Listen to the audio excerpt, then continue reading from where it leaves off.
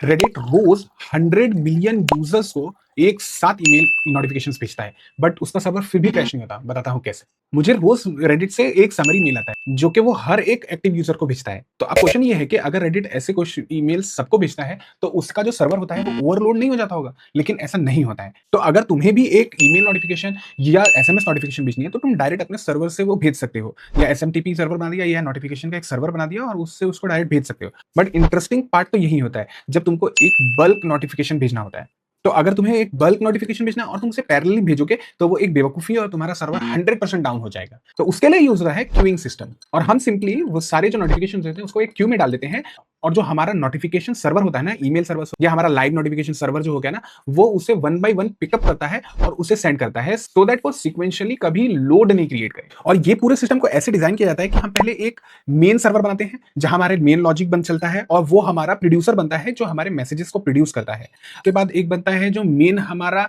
Queuing system server होता है जो हमारे मैसेजेस को रीराउट करता है, और तीसरा जो होता है वो बनता है हमारा कंज्यूमर जो हमारा एक्चुअली मैसेज सेंड करने वाला सर्वर होता है।